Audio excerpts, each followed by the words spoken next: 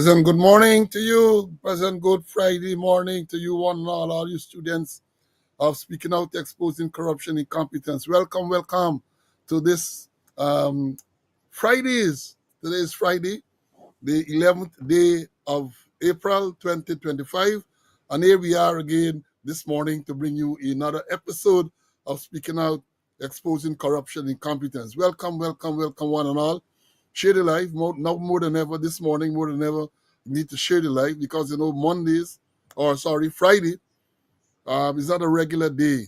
But given the issues we had on Wednesday, technical and other issues we had on Wednesday, and the volume of subjects that we have to deal with, thought it best to come to you today, Friday. So this is your third program for this week. So many of you would have gotten your desire. You've always been calling us for give extra lessons. So here we are today, Friday the 12th, or Friday 11th, Friday 11th of April 2025 to bring you more credible, valuable information. Share the live, call a friend, tell a friend. As you come in, give us our thumbs up. Today, Friday, as I've said before, is a day that the Lord has made. Let's rejoice and be glad in it. Let's give praise and thanks for being in the land of the living. Many people would not have been this fortunate. So we always have to give praise and thanks to the Almighty for allowing us to see this new day. My colleague is already there, ready and waiting to go. And schoolyard, we scheduled the program this morning, 1 minute before 7, 6:59. And immediately, I don't know why I am surprised, but I was a bit surprised to see the number of students who were there at the school gate waiting to get into the schoolyard. And then when the doors were open, the number of students who came in to the classroom. We have almost 400 or 500 already, but the thumbs up are just a few. So you have to give us the thumbs up.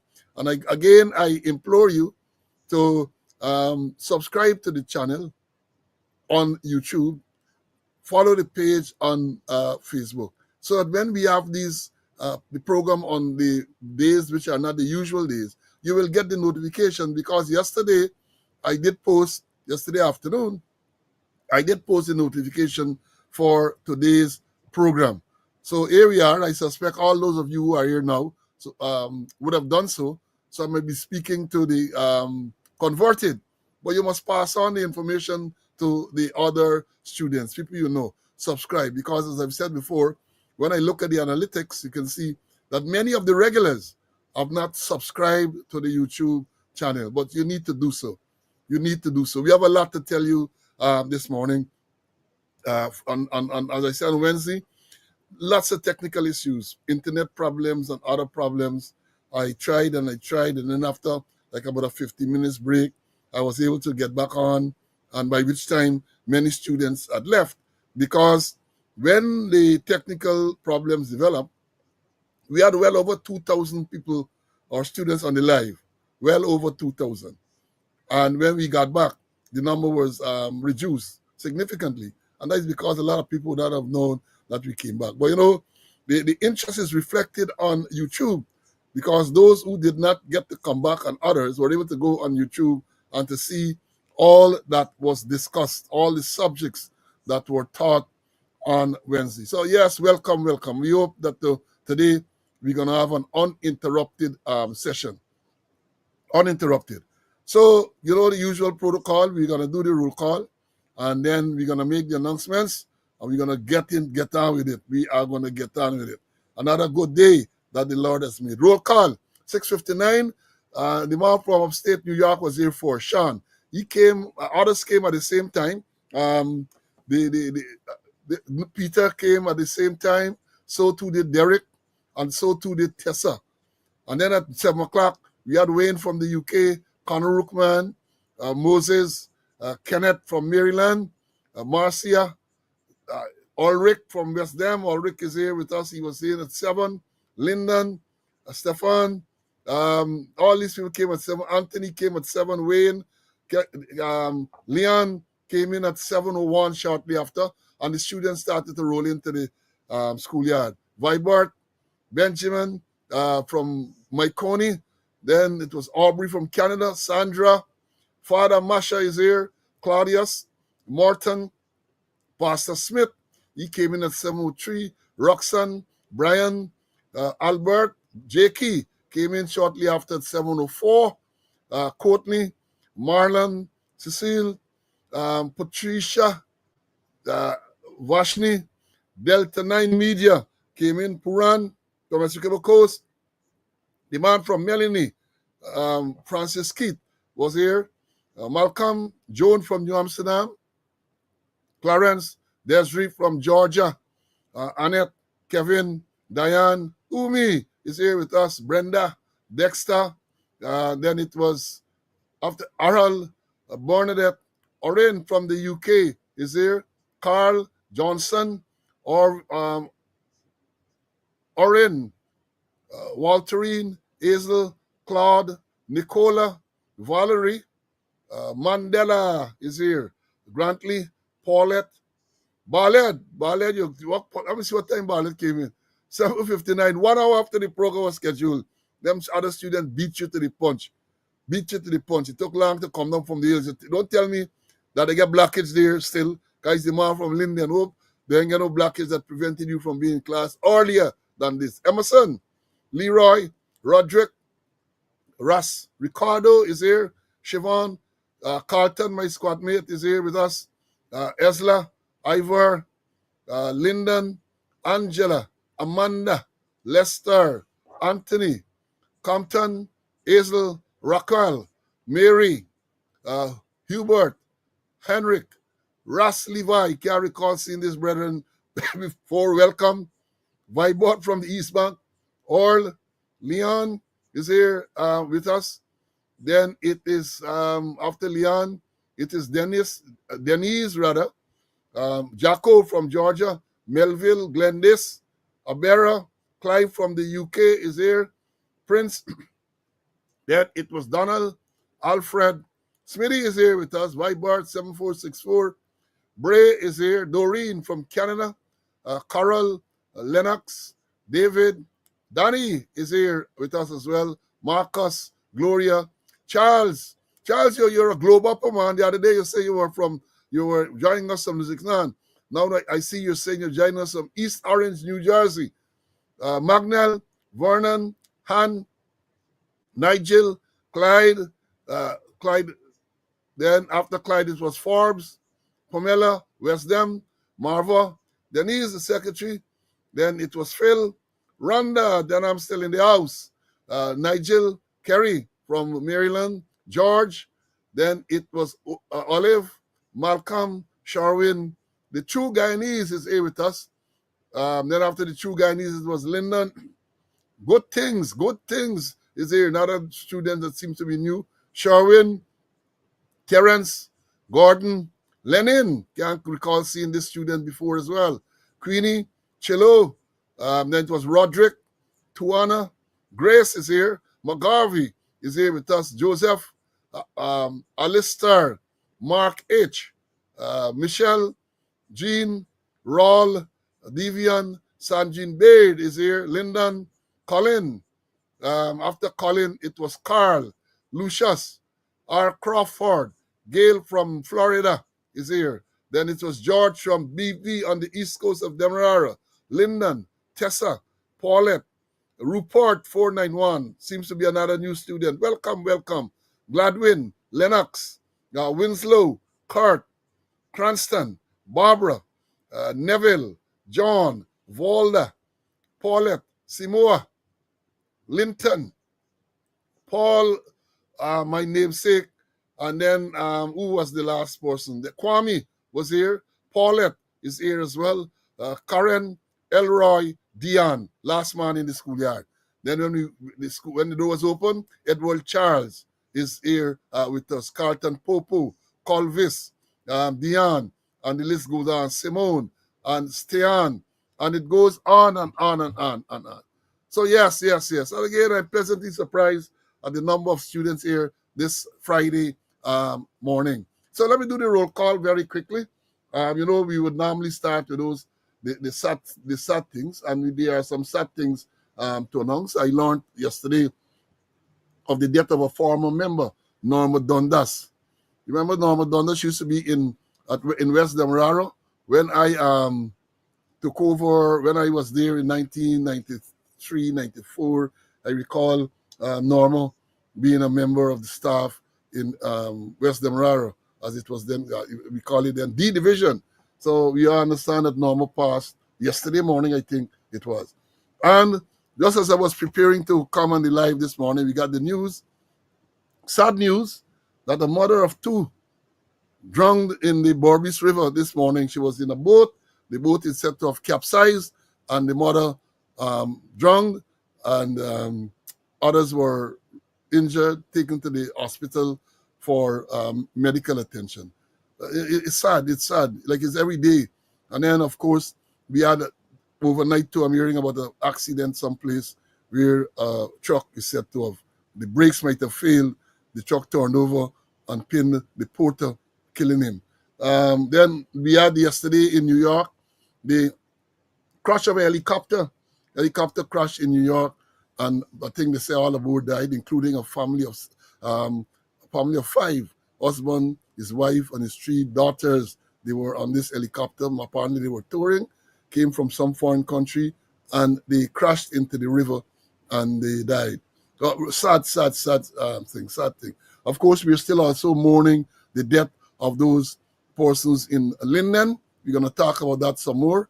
And I want to remind you too that today the 12th, I'm saying 12th all the time. Today, the 11th. Now, let me make sure. Yeah, today, April 11th, is the 394th day since Sergeant Vaughn was shot and killed. Police Sergeant Alex Vaughn shot and killed on March 12, 2024. Up to now, we're not hearing any update on that. So I want to take this opportunity to express sympathy to all the relatives, friends of those deceased person, and ask you to pray and to make sure that we pray to get the strength. We should all pray for them, offer them condolences, and pray that they are given the strength to pull through this difficult time. It's not easy to lose a loved one, especially the family with the helicopter. Imagine that. All five of them, mother, father, three daughters, all died yesterday. This morning, this young mother, I think she's 31 or something like that, mother drowned, mother of two. So those two children now are left motherless. Right? Now for the, happier news, we have belated birthday greetings to Woman Superintendent Shalon Daniels and Assistant Superintendent Garvin Boyce. I think they celebrated yesterday their natal day. And let me remind you, I got to keep reminding you, we're into the silly season, election due sometime later this year. We're going to talk some more about that. And then how can we, for those of you, our Christian brothers, Sunday is Palm Sunday. Palm Sunday marks the beginning of Holy Week. It goes all through Good Friday, which is next Friday. Then you have Saturday, Holy Thursday before Saturday, and then Sunday is Easter Sunday. Not Monday. Monday we call it Easter Monday, but the Easter is next Sunday is going to be Easter. Sunday the 20th, I think it will be. That is Easter. So let me give you early warning, all those of you flying your kite and all the revelry, please make sure you do so very, very safely. Let me bring in Mr. Conway, and then we're going to continue. Welcome. Hope you had a good night and so on. I know you're still grieving over the death of your brother, but welcome, my brother. Morning.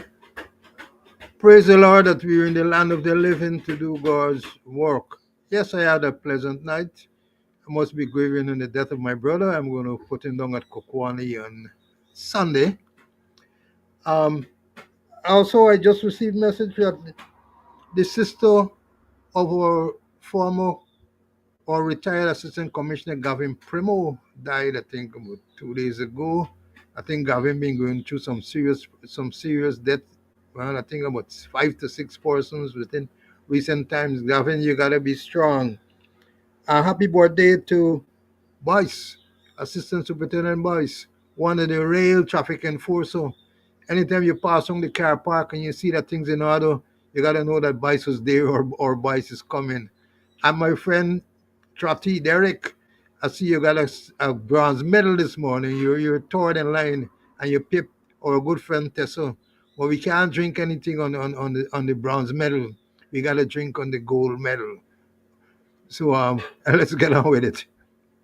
Yes, yes, yes, yes. I love to see when those students make special effort to be there early.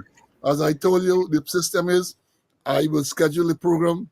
Once you say you click to go into the studio, you have to write in your name and it goes through a little process. By the time I get into the studio, those students are already in the schoolyard.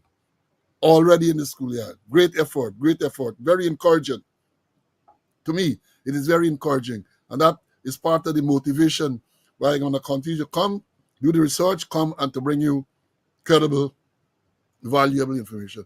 Let me start off with this.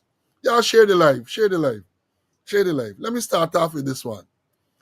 And before I go on again to Gavin, I want to say condolences. Gavin has been really having a rough time over the past year.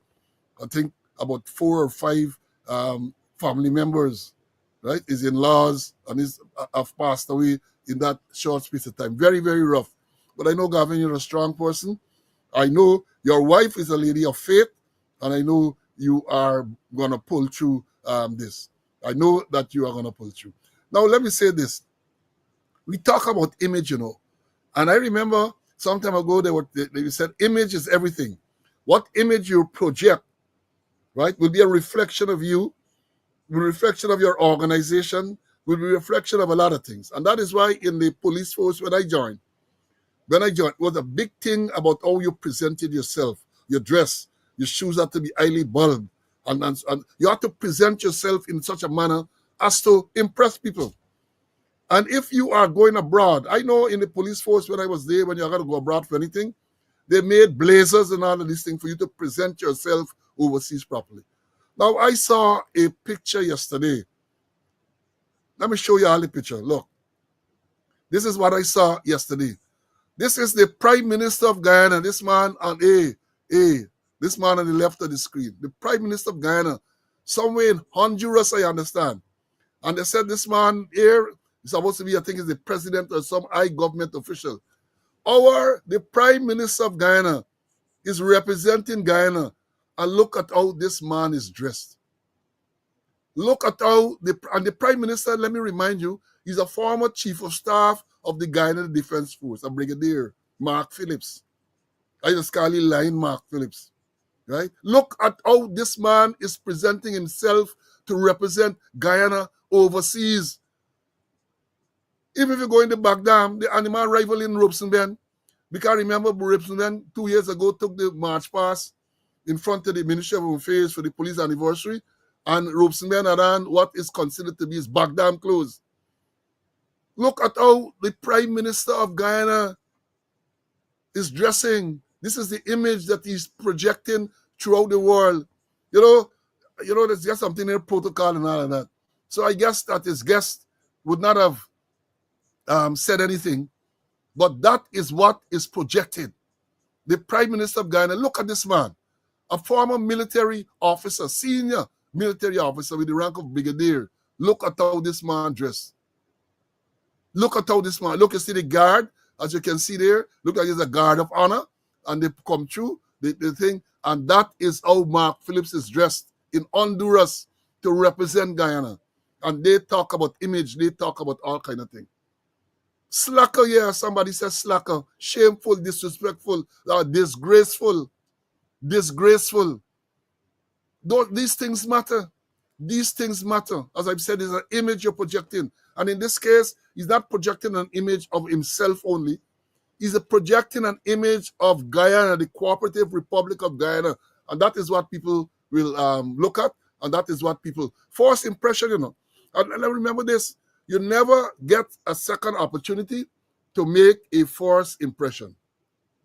You never get a second opportunity, remember that, to make a first impression. Yeah, the man got to look the man jacket he get on. Man didn't even get on a tie knot. Now this seems to have been some official thing. Official because you get guards look like guard of honor, men presenting their arms, and that is what the Prime Minister is projecting. Disgraceful, But I am not surprised. I am not surprised because what I know of this, almost a gentleman, but you can't describe him of this as gentleman. What I know of this person, I would not, I cannot be surprised. But I have to show you these things because that one gonna cuss out on the Thursday as he would have done yesterday, and they're gonna look at these things as being important. They're not gonna look at that as being important. Let me move on. This thing is nauseating. When you look at that, you want to throw up, you want to vomit. Repulsive. Let me bring in Mr. Conway. See, even let me tell you something before you say anything else. Both of us were in the training environment, and there's absolutely no way a recruit that we training would have been allowed to present themselves to any one of us, or even casually walk around the place looking so scruffy. What are your views? That's true, you know. And the cameras don't lie, you know. The cameras don't lie. But let me tell you something. That's a story.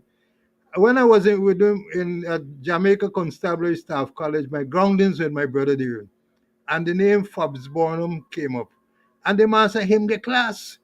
Harry, him being a Ochurios, Caribbean head of government conference, and him get on a Marv suit, him get on a Marv socks, him get Marv shoe, him get one Marv pen, and him attack to Morris Bishop, and Morris Bishop offer him one cigar, and him took out one Marv lighter and light a cigar. He said that class, man, that class. That is class. That is class. That is serious. What this too? See. Remember, this is class two, you know. But this is last class. This class too is last class. There's a standard of these people. There's a standard. Last class, right? Last class. And they again, how can this man, in all good conscience, see maybe a member of the discipline forces dressed a little shabbily? Maybe the people guarding him dressed a little shabbily. Oh, he can't even rebuke them. He can't even attempt to rebuke them. That is what you have for the Prime Minister. And let me tell you, there's a big competition going on, you know. And we are talking about the lion competition. Lions from all part of the country. Big shot lions. You know the song, Nelson? They're talking about that. It seems to be a big competition in the uniformed services to see which organization is more corrupt and involved in more crime. We are hearing yesterday, policeman caught. Look, let me show you all. Policeman,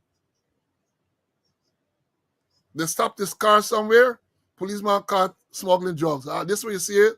The report suggests is chunk load of marijuana. Somewhere the highway he was caught. Now I know if this is the policeman, but this is the image they put up. But this is the car. And the thing said that the policeman was stopped. Sort was carried out in the car. And this is not somebody little us in a spliff, you know. Two big bulky bags.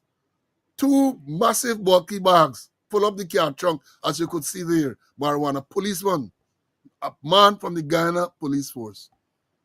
Police force caught fetching drugs. And let me say this immediately.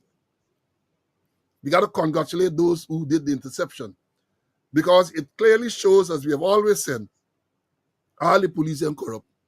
All the police are not unprofessional, because if they were, they would not have arrested their colleague who was breaking the law. So we got kudos to them. Kudos to them. But in the heels of this, we saw this is the Guyana police force. And this is not the first time, you know. Remember they had SWAT people fetching drugs. They had others caught fetching drugs. Policemen, serving policemen caught fetching drugs. We had members of the GDF caught fetching drugs. We have recently people from the prisons, one man thing, jail or something like that, smuggling drugs into the prisons. And then yesterday too, I think it was, yesterday, two firefighters were charged with drug trafficking in separate cases, where one was remanded to prison and the other placed on bail. In the first case, the 32-year-old of 111 Miles Madhya, Region 8, was charged with possession of 40 grams of marijuana for the purpose of trafficking. He was arrested on the 8th. He appeared at the Madhya Magistrate Court on Wednesday via Zoom before the magistrate pleaded not guilty. He was placed on a $100,000 bail. Second case, so next one from Golden Grove, East Coast, Demerara, charged with a similar offense, but instead he was remanded. So, police caught with drugs, members of the GDF caught with drugs, prison officers smuggling drugs, firemen and take no left, the firemen and taking left, and those 4 organizations that I just called, police, GDF, prison, fire, they are the organizations that make up the joint services, the discipline services of Guyana. They are the 4. The discipline, Cass City Constabulary, and the others, Kanu, as far as I know, they are not members of the joint services as such. So all the members, it's a big competition. It's a big competition. Big competition going on to see who can outdo who. And all of these agencies come under which ministry? The Ministry of Home Affairs. Who is the person there at the Ministry of Home Affairs? Robeson Ben. And don't forget that the PS of the Ministry of Home Affairs was one of the persons sanctioned by the U.S. authorities last year. I got to repeat you and remind you, because when they talk about sanctions, they talk about the Mohammeds.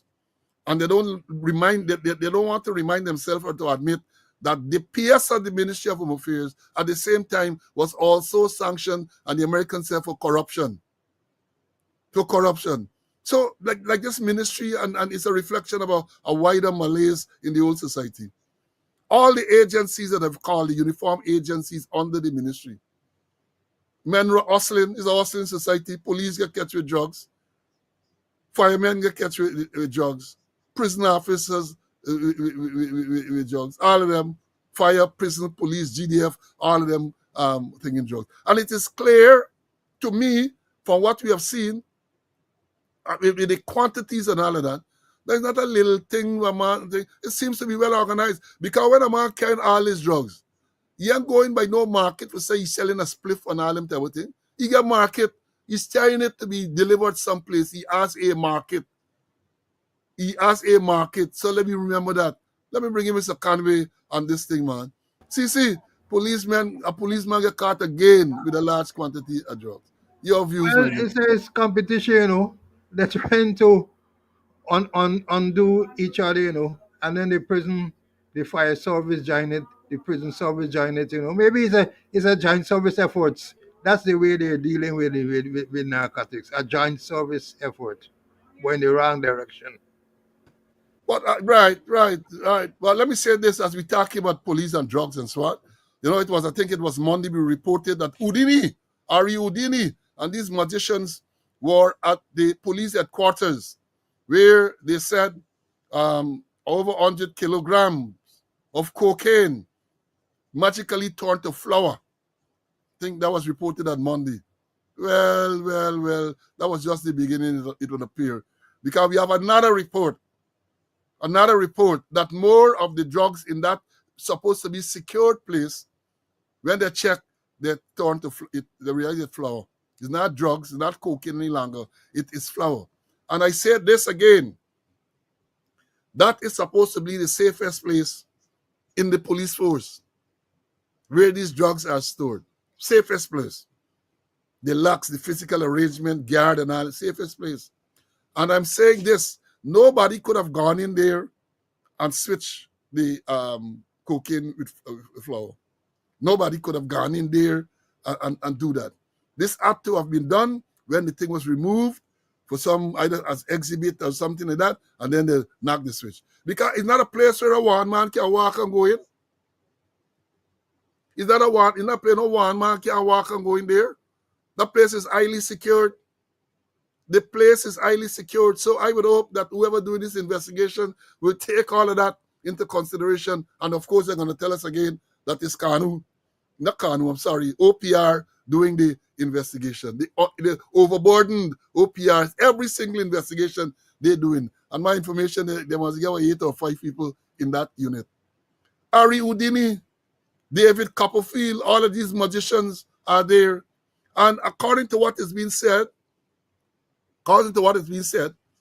Whitaker, the officer in charge of the narcotics branch, is due to proceed on pre-retirement leave. So he was in the process of handing over to a female deputy soup, I think it was, Fredericks. And the female deputy soup demanded that they do a complete audit, including testing the drugs that was there. But let me tell you something. I look at the thing, I had the wrongly long, little experience. I find that too strange. And then it was revealed that Whitaker took over the narcotics branch from Superintendent Carl Wilson, who sometime last year, an allegation of sexual assault, he assaulted some male constable or some other male police rank. He was sent on leave, and then he was subsequently charged. And then it was said that at that time, during that process, Whitaker took over.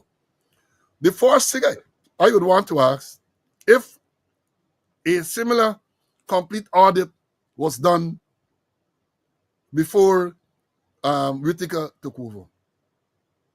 Complete. I mean, at the end of the day, I don't think he can be absolved from blame because you now handing over and the thing is there. But I got a strong suspicion. That Ari Houdini and David Copperfield visited long before that. That is my suspicion, that Ari Houdini and David Copperfield visited before that. And I am told to, let me are doing the investigation because the thing's still in me. And when they announced for us, it was, I think they said 100 kilo or something like that.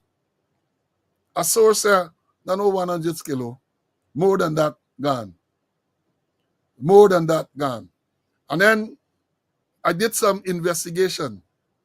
And I recall that in May of 2021, check Stabrook News, May 21st, 2021. There's an article there, plane with suspected cocaine crash lands in Oriella. Oriella is up the Quarantine River. Plane, Scotland. And here what the article says, police in Oriella yesterday, in Region 6, yesterday afternoon arrested 2 Brazilian nationals after a plane they were on board crash landed in the village with a quantity of suspected cocaine. The 2 men have since been identified. They get a name. I ain't going to call the name for the top of my tongue. Stabrook News was told that the plane crash landed just before 2 p.m. According to information gathered, the men told residents of the Riverine community that they were visiting the area for leisure, but started to experience some mechanical issues in the air, causing their fuel to run out and forcing them to crash land in the area. Police ran stationed in the area quickly questioned the men and conducted a search of the aircraft, during which a quantity of cocaine was discovered. As of yesterday afternoon, the men remained in police custody pending investigation. The Guyana Police Force, in a statement, confirmed that a number of wrapped packages suspected to be cocaine have been discovered in the body of the aircraft. Right? And then it goes on, and at the end of the thing, they say a thorough search of the aircraft was conducted, and a total of 453 packages containing 453 kilograms of suspected cocaine were found, along with 2 GPS and all of that. 453 kilograms. And my source is telling me that this Ari Houdini performed magic on this same 453 kilograms. For someone to tell me 100 kilograms at first, I'm going to tell you that was just the thing. And then they're going back on there. And then they hear this part. Hear what one of the magicians do. I heard when they walk into the place to do the check. A magician, put his hand, put a finger in this thing, taste the thing, and immediately declared, hey, this is flour, this is not cocaine. A magician. So even before they did any field tests or anything like this magician put the finger, tested it, said this is flour, this is not cocaine. That is what is going on in the police force, in the police headquarters. Police force, police headquarters. But we ought not to be surprised. We ought not to be surprised. I am saying with this investigation in particular, even though they're trying to pin the thing on the man before, because again, I say he had possession of this thing. And if he took over officially, then if the thing suddenly turned into flower, he got to answer some questions. But I believe the thing goes farther than that. It goes farther than that. Because again, I say, what I know, nobody can walk in there just and say, well, look, I'm taking out this thing or I'm switching this thing and come out. Nobody, that is what system I know. Maybe the system has changed dramatically over the years. I doubt it. I doubt it. Cocaine missing from the most secure location in the police force. And I understand that this cocaine was missing because I had asked the question before whether this is evidence in some matter. And it seemed the suggestion is that no, this is the same cocaine with these people at Oriella, and those persons were sentenced to time in prison. I think they served the sentence and were deported, something like that. So it's not a thing that has to turn up in court at any time. And therefore, the question is, if this cocaine was exhibit in a matter that is concluded some time ago, why is it still there? You see, all these are questions that have to be asked. If it is no longer required to go to court as exhibit, why is it still there? We saw not so long ago, they said that they destroyed some file, and people questioned that operation. Some file, they destroying cocaine. So if it is, I'm not saying it is, but I'm asking the question. So maybe the corporate propaganda unit will come out and debunk what is being said. But if this cocaine that went missing was a cocaine found or in or Oriella, and this case has been disposed of, people done sentence and all this everything already, why is it still in the possession of the police at that location? Let them answer that. Let them answer that question, right? Because I would have thought that if you were doing your work as it should have been done, and this is the cocaine in the police is under the CID, under the crime chief. So even though the people at the narcotics branch, they come under the crime chief. Narcotics branch is part of CID headquarters, put the crime chief responsibility. So obviously this drug. So if you're going to investigate, all they're going to investigate, and you want to tell me you think OPR, that is now edited thing by a superintendent, can go and question the deputy commissioner and question them about this whole process and why this thing was still there? Because Whitaker, he was the man who was directly in charge, right? But what happened? You have a system where when these matters are disposed of to make sure that the drugs is destroyed or something like that in a transparent process? It seems not. Let me bring in Mr. Conway, man. See, Ario Diddy, David, and all Copperfield and all these magicians, cocaine turned into flour. Let me hear you Well, on it, well, man. well, I know it can be, one person involved in this thing. And as you mentioned, if it came from Oriello, the case finished a long time ago, why wasn't it destroyed? I remember we had a case before where cocaine that was in a suitcase disappeared. And the officer they used to give people the keys to go and check on all kind of thing. And when they do check, ready to court, just the empty suitcase. I remember we had on the police service commission, we had to do the matter and we demoted that officer there. But coming back to it, I understand they rushed the Hanover. They had the allegations that this man who was in charge of narcotics had buggered a policeman. There was the allegation, and they asked him to carry him to court. So they rushed Whitaker to take a Hanover, take a Hanover. And the thing is, I must tell you, Ransom, that when people are rushing you for sign anything, Hanover, slow them up. Because so please sign this thing quickly. No. Hold on. Check minutely. And when you're checking over thing, you gotta check over you gotta check minutely. I think they rush him. And maybe in his exuberance to be the head of the narcotics division, he just signed blindly. Larry Lewis would say you must get a low SB. You mustn't sign blindly. This SB signed blindly. So perhaps that will really play out there, And let me be a little brutally. And as a man told me this morning, he said, what really happened there? at the Hanover takeover over the narcotics there from Whitaker to the other guy, they bugger up the Hanover one taken over. They bugger up the Hanover one taken over. Yeah, be careful when things are rushed. For the policemen who are here, commanders and all of these people, because I know they just listen. I had a policy. CID in particular, I'm a commander. They're going to bring a file to you, say they want to immediate for legal advice. They rush you, tell no, I ain't working. Any file that passes through me, I got to get some time to read and go through it. Because I know let us come quickly, bring a file, and they want it go through. It's cock, they want cock you. That is what they want to do. So they knew, all my officers, no, don't bring nothing to me early and telling me, but Chief, this thing I have to go for legal advice now, or Chief, the DPP want this file now, or the commissioner want this file, or the crime chief want this file. Nah, that is red. That means a warning. That is warning. Because I ain't signing no file, I ain't forwarding no file until I have an opportunity to peruse it and make comments where appropriate. So you got to understand this rush and over thing. You know, and they're learning because there have been many examples of rushed handovers and designed to set up people. You take over early, and then later on things go awry, and you are left in trouble. Red flag, when mass supposed to come. Chief, please, don't matter who they might be. Divisional officer, subdivisional officer, they come, Chief, we got to carry this file right away for legal. No. No, sir. No, sir. Why only now you're bringing them? If it needed to get legal advice, why only now you're bringing it to me? Sorry, I will dedicate some time. Maybe I'll put aside other things, and I will go through the file and make comments where appropriate. You're not catching me with that. You're not catching me with that. And let me tell you, you see, some of y'all don't listen to the junior ranks and so on.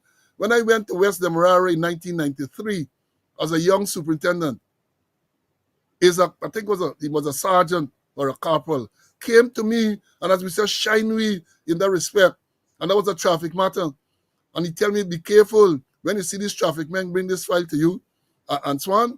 And they tell you they have a kite for legal advice, quick and things. He said, be careful. I said, what happened? He said, because they just get this file, they just sit on it.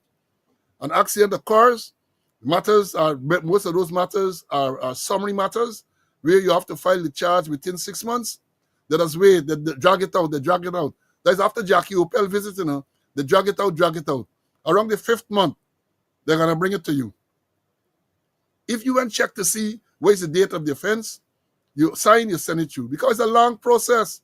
You're going to go to the traffic officer. The traffic officer sends it to the crime chief. The crime chief sends it to the DPP. They take some time before they read it and thing. Then they pass it back through the same thing, back to the CID, division traffic chief. Then by the time it come back, 6 months done. The statutory limitation is over. You can't bring no charge.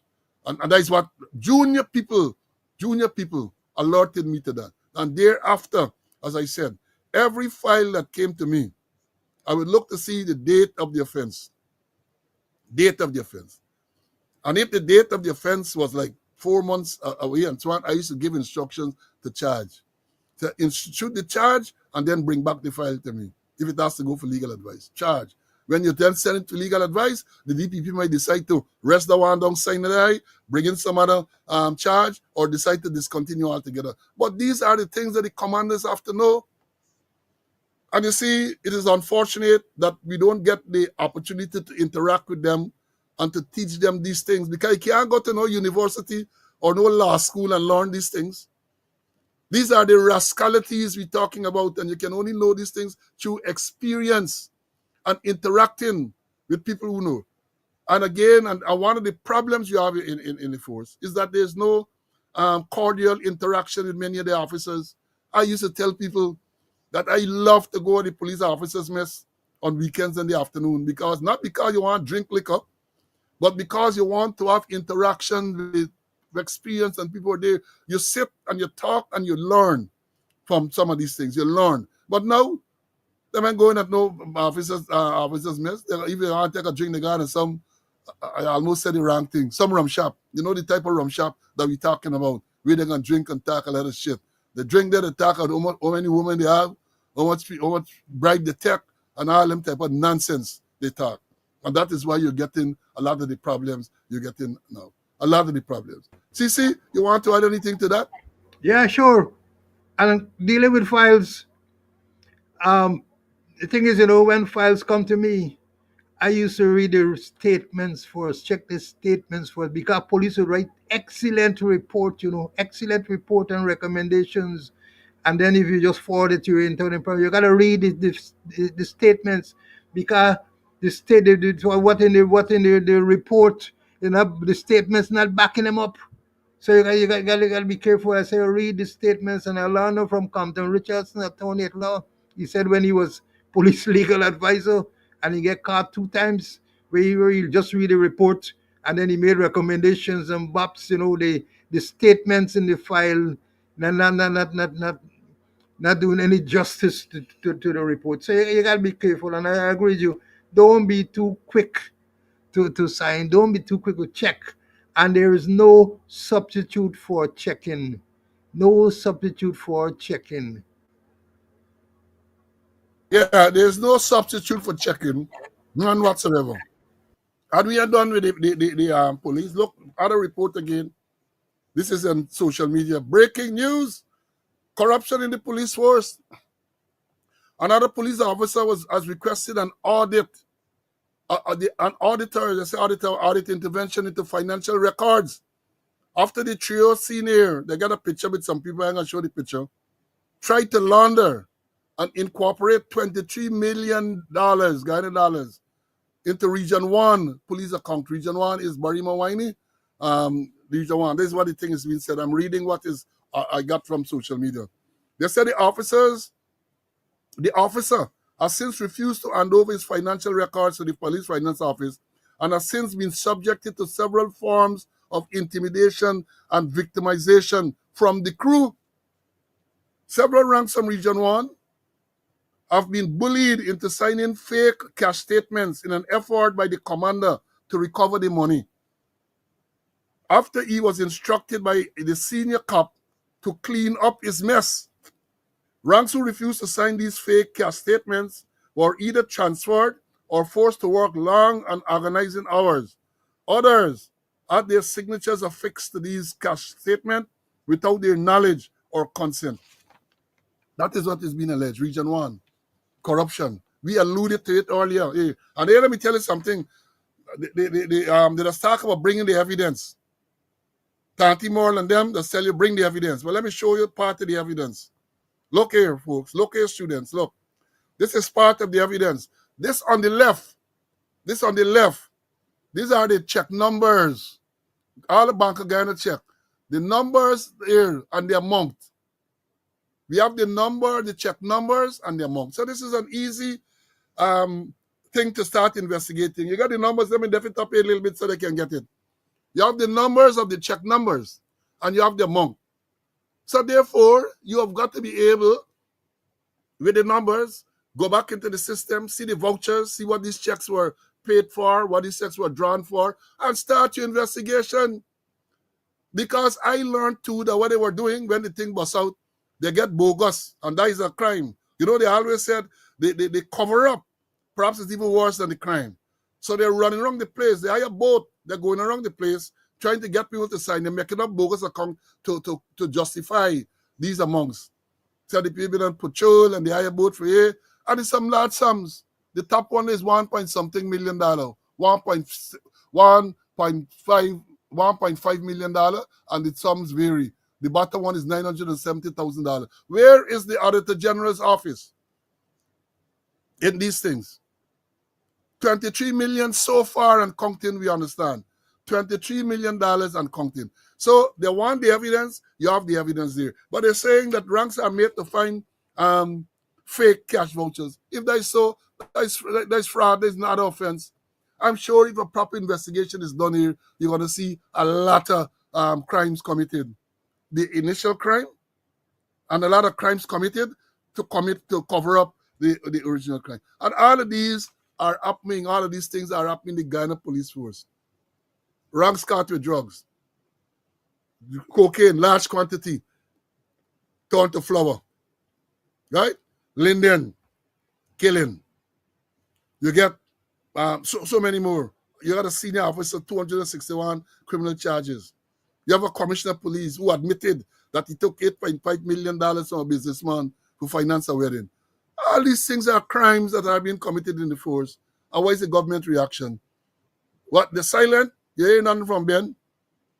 You hear nothing from the President Ali? The Vice President, when he talk, he come with all sort of thing. You hear nothing from none. All of these allegations of crimes that are being committed by police officers in the police force. And you don't hear nothing. How can people respect the force? How can people cooperate with the force? It's not going to happen. And I've said before, and I'm saying it again, the force needs reform, but they cannot be reformed with some of the major actors in place. You got to get some bloodletting. And don't get me wrong, I'm not talking about literally. You got to get rid of some people. How do you have all of these things going on the people and they're not held accountable? Also, let me tell you this before I begin, Mr. Conway. There was an assistant commissioner by the name of Hilton Cummins. He was commander of B Division as it was then. Borbies, the whole of Borbies used to be B. When I was command, East and West Borbies, and it continued like that for a number of years. Hilton Cummins was the commander. And around 1985, 86, sometime around then, they had those days a boat that was seized with contraband stuff at Springlands. The boat disappeared. Hilton Cummins, the commander, who lived in New Amsterdam, was dismissed. Let me repeat that. Hilton Cummins, assistant commissioner in charge of B Division, headquartered in New Amsterdam. Boat coming at Springlands. If you all know the geography, I'm sure is about 50, 60 miles away. The boat was disappeared. Exhibit disappeared. The assistant commissioner in charge of Borbies was dismissed. Well, of course, later he did challenge it because they talk about natural justice and all of that. But you're talking about vicarious liability. You can't sit back and decide you're not responsible. So even with the Linden recent killing, the cocaine missing, and all these things that are going on, the commissioner and all these people are liable. They can't divorce themselves from what is going on below them. But that is what we have going on. Let me bring in Mr. Conway. See, this concept of vicarious liability doesn't exist any longer. I get under that. But the thing is that, let me get back to the financial statement, those things that you put up there, they're true. And I've been talking to them, talking about it a long time ago. I've been giving them hints. I'm giving them early warnings that region 1, 7, 8, and 9, with region 1 going away with the gold medal in terms of corruption, in terms of putting bogus documents. And after the things start bust out, they're rushing, they're hiring boats with breakneck speed, go to Morocco, get people to sign bogus documents, get people to sign for money that they didn't receive.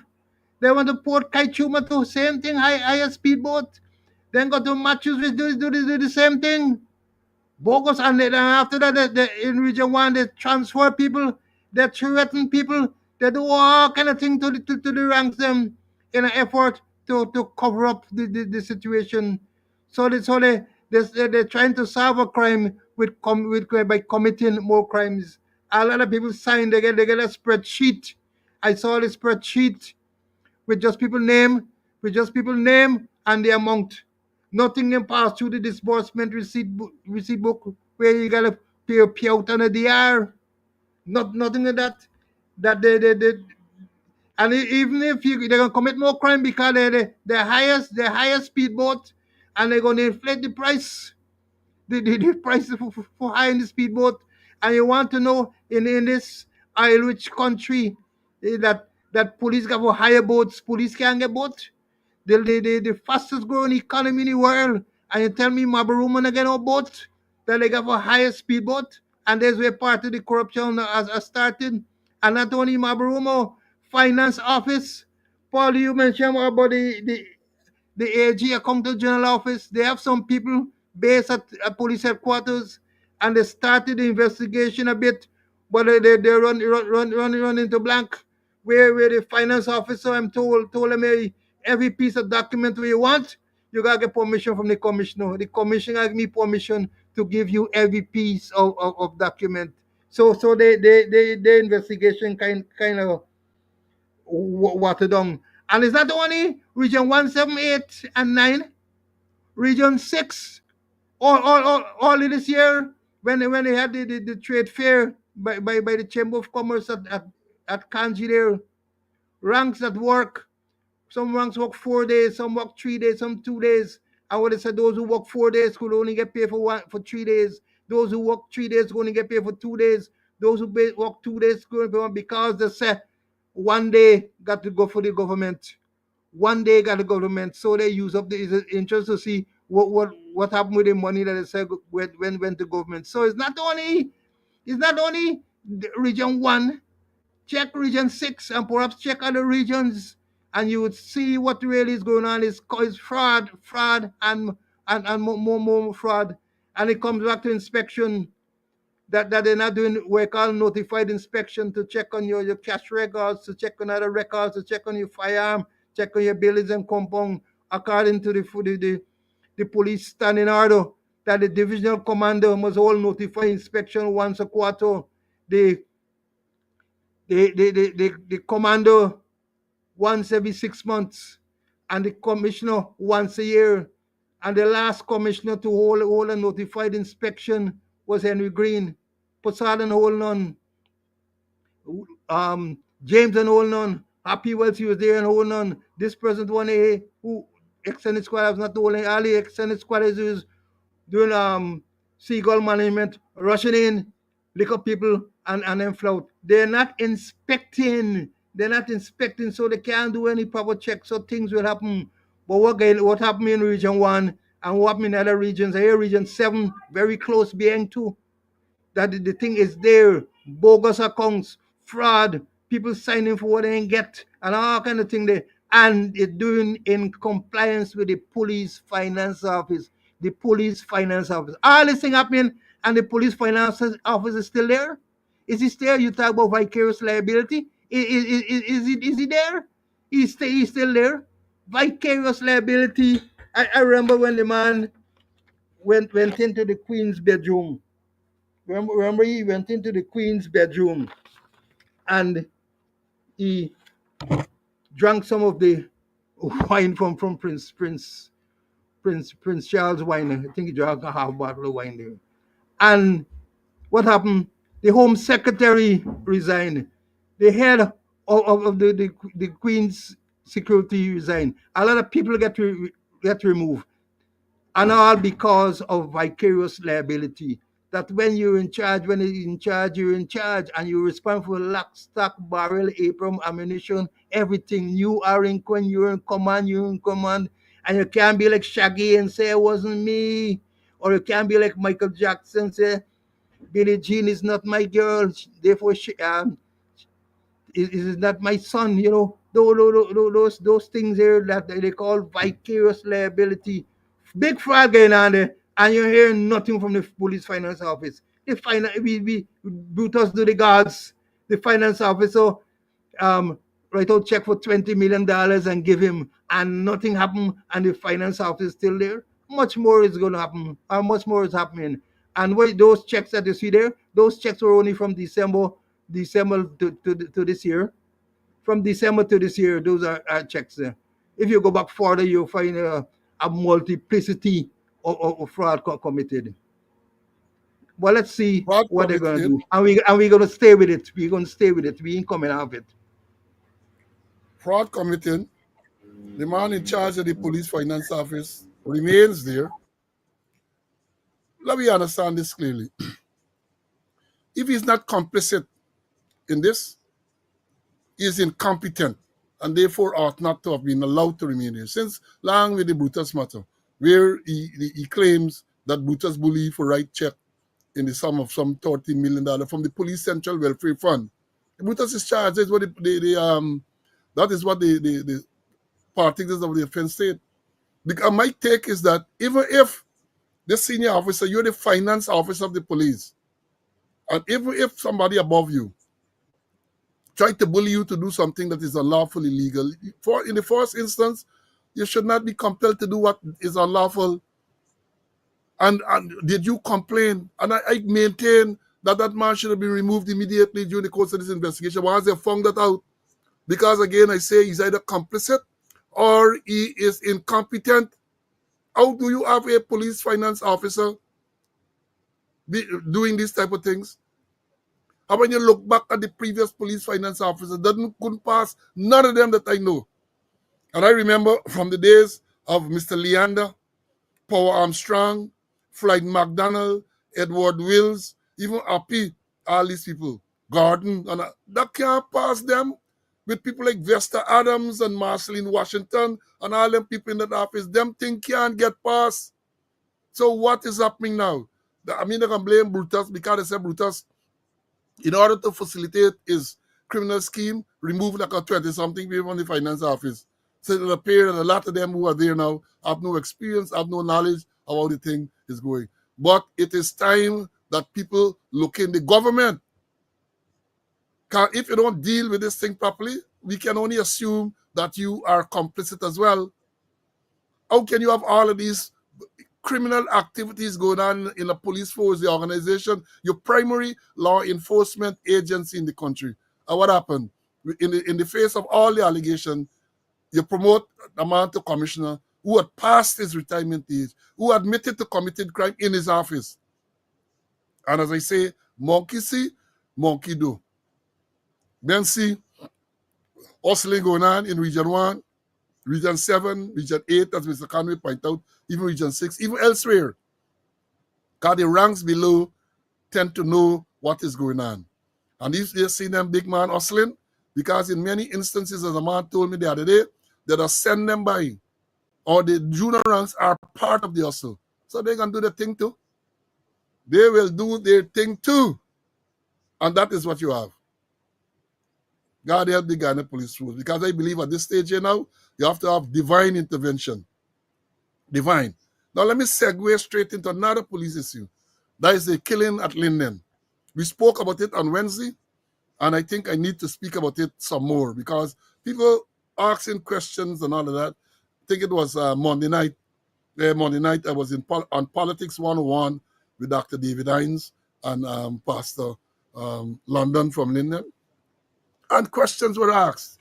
I answered them to the best of my ability. But there are certain issues I really need to clear up even further. We understand that the president visited there, perhaps it was Tuesday night. Let me walk you through again. The report is that Monday night, the police sergeant Kendall shot and killed this man who they claim was wanted in the question with some rape. And I say I detest that term, the headline wanted, because this is a man, the fact that and the report is made against you and the police want to question you in relation to that report.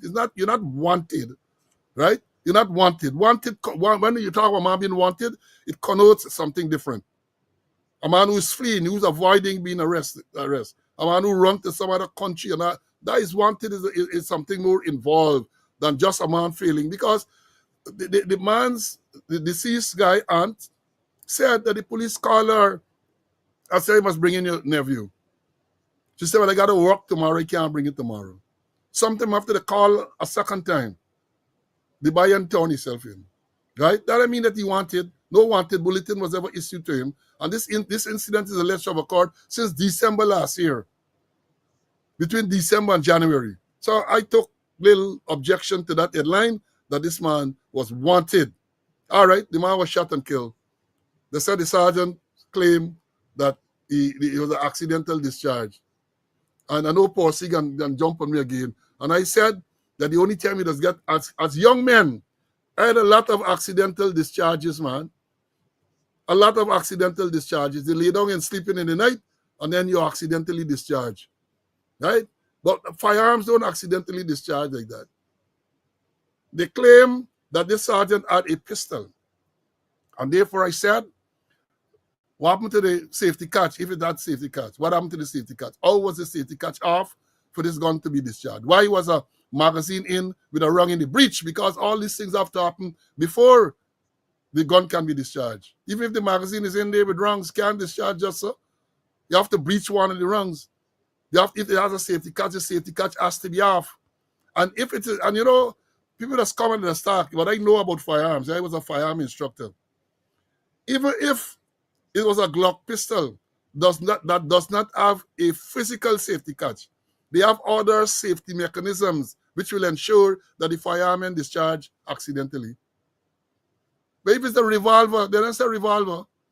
Frank, there's a revolver, there's a arm with a pistol.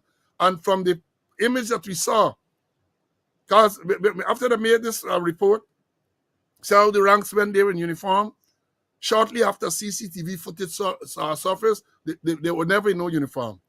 So there was nothing uniform. He had a white t-shirt. White, so he had no uniform. So they're lying from the outset. And I tell you, all the police corporate communication unit has no credibility whatsoever. None. None. So they came out with this bullshit statement that the man did run. The sergeant pursued him. He tried to jump some fence, and in the sergeant tried to pull him down, and in that process, this fire.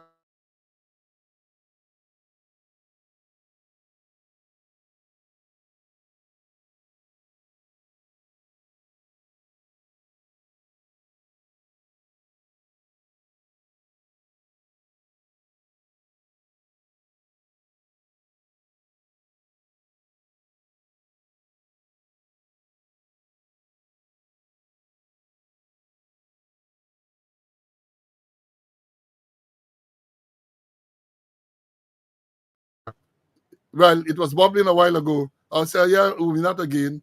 Let me hope that it's you can hear me. I think I can see the image now. And somebody said no song. Yeah, we had a little problem there again.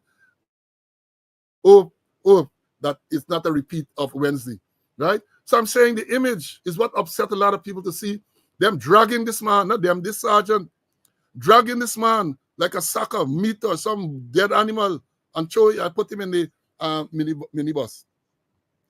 We saw that. And then a video surfaced, I think it was yesterday. Another aspect where this man is seen, it appears to be alive when he's put in the back of this minibus.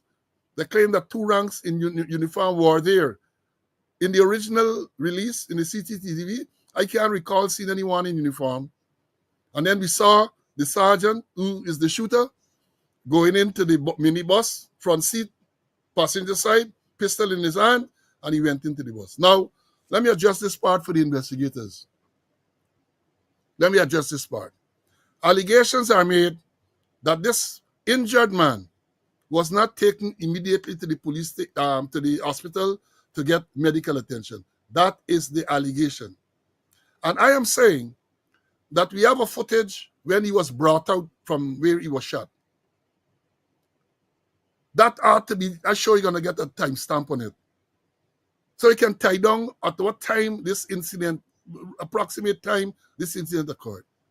You can then check the records at the hospital to see what time this man arrived.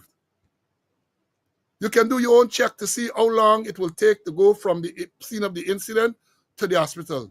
And that might give you an idea as to how long it took for them to take this man to get medical treatment. The next thing is, I don't know if the postmortem has been completed, but the postmortem will tell you, they say one shot. Was it one shot indeed? Was it one shot? All of these things you got to investigate and find out. President went to Linden. President said they're going to conduct an investigation. He pacified the relatives and all of that. I think the resident came out and they called for peace and all of that. But you know, somebody saying the right thing is, before you know, hospital records can disappear too.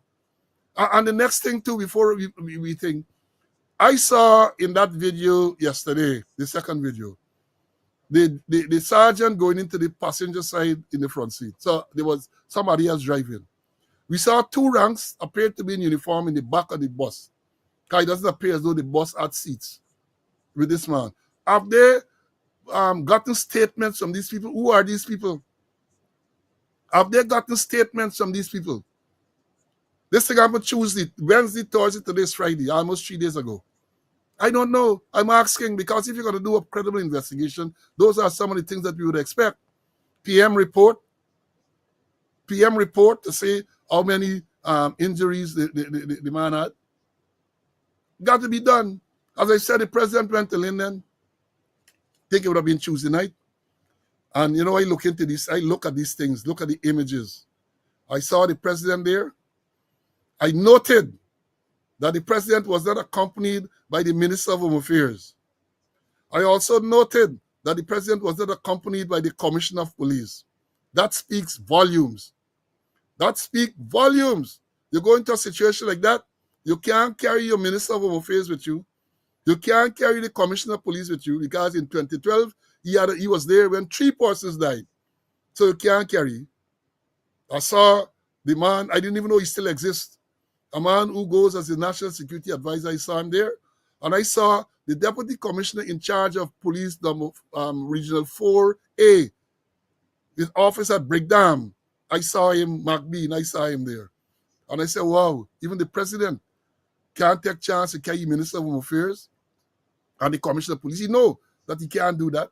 Can't take them. Cannot take them. And I said, on the thing what I believe the president, I know it's Salawala, they play the script. President gonna go there, you're gonna sympathize, they're gonna offer assistance to the burial, they're gonna tell you a thorough independent investigation will be done, and you must await the result, and let the law to follow it. All of this they're gonna tell you. They get the script done pat now. That is what they're gonna tell you. Right? Now coming back to the next thing.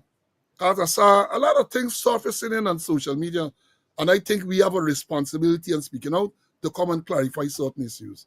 Now, in terms of the death of the second person, Dan, on Tuesday, right? Who killed Dan?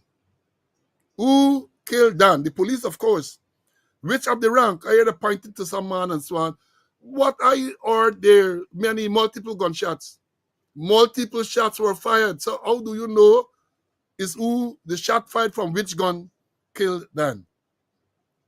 I alluded to it before in a proper investigation. Immediately following this, all the firearms would have been seized. All the firearms that were out there, police firearms would have been seized. You would have made a link between the firearm and the individual who collect what firearm by serial number, by classification, whether it was a rifle, whether it was a pistol, whether it was a revolver, whether it was a shotgun. John Jones collected that with so many rounds. That ought to be there. Again, we teaching, but we're telling them, if they don't do it, they might be scrambling now to do it. So you know what they went out with, what firearm they had. Who were the ranks, what firearm they had. You ought to know that by now.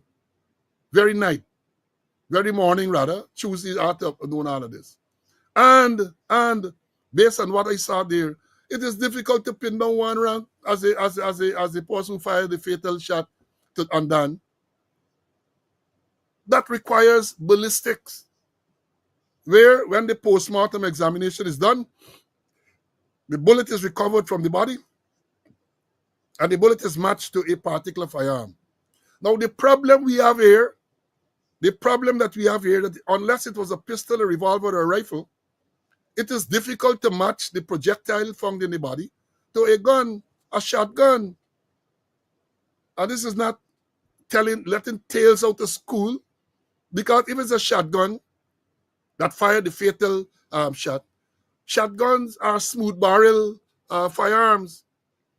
So the characteristics are not going to be there on any, the unique characteristics are not going to be there on the recovered bullet that killed this man.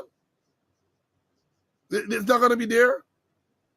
So I'm saying all this to say that this requires, because all the ranks who are there should have been held as suspects. I'm talking about those who are on Tuesday. All who are armed and there should have been held as suspects. All. Because I mentioned, I think it was Tuesday night, my experiences with matters like these, and I did warn the commissioner back in 2012. Bromell was the commissioner. That in matters like these, you have to know who went out on the operation, what firearm they was armed with, how many rounds they were issued with, and you got to seize all the firearms they should have done a quick check a detailed check since Tuesday to discover which firearms were fired. Perhaps you even want to get the ranks to do the swabbing to determine, because none of them going to admit that they shoot. Despite you hearing all them wrongs they fired in Wild West there, nobody's going to admit that they fired. Because a man died. A man died, so nobody's going to admit that they fired. And to be honest with them, sometimes man fire, you even know that it's he wrongs fire and kill this man, because I remember many of them were firing. And I said something, what Monday night, Tuesday night rather, which I want to say again, right? Tuesday or Wednesday night, might have been Wednesday, I can't remember, on Dr. Hines Politics 101. I said something then. The police, let me say a policeman go out there on the duty armed with 10 rounds. If it is that he fired 1 or 2, he coming back and he lodging 10. Houdini don't only operate with cocaine, you know. He went out with 10. They fired 1, 2, 3, how many they fired? He coming back now. Nobody ain't admitting that they fire. Because people dead. Nobody ain't taking that. So he handing in the correct amount. Don't ask me how that is done.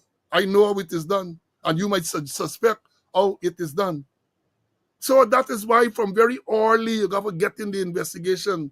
Even before you got your sleuths. And it's not sluts like the man they announced some years ago when there was a crime, I think it was a murder in Essequibo Coast, and the sleuths from Georgetown were going, and I want to read on the radio that the crime sluts from Georgetown going. No, it's the sleuths. Even before they come, you got to do some preliminary stuff. Preliminary stuff got to be done.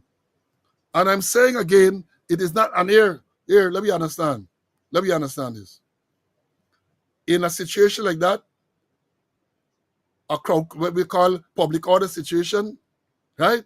Wrongs fired, people dead. That investigation is not as straightforward as it would appear to link gun to who shoot and who kill. Who gave the order to fire?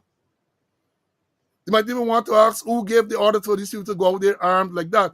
And let me address this other part too, because some of the commentators on social media and elsewhere saying, why did the police go armed with bullet? Police always go out armed with bullet. Even back in my day, you go out there, you're armed with whether it's shotgun, whether it's rifle, and you have live rounds. But you are trained how to use so that you don't kill people. So let me understand that. You are trained to engage in such a manner that you don't kill people. If it's a shotgun, back in the day before they get shotgun, greener gun was a shotgun, greener gun. Right?